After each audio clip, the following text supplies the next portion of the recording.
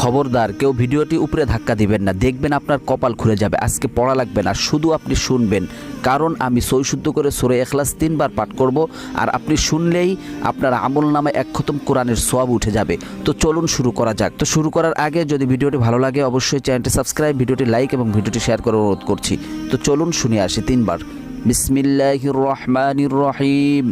قل هو الله أحد الله الصمد لم يلد ولم يولد ولم يكن له كفوا أحد بسم الله الرحمن الرحيم قل هو الله أحد الله الصمد لم يلد ولم يولد ولم يكن له كفوا أحد بسم الله الرحمن الرحيم قل هو الله أحد الله الصمد لم يلد ولم يولد ولم يكن له كفوا أحد। যারা শুনেছেন তাদের আমলনামায় এক খতম কোরআনের সওয়াব উঠে গিয়েছে।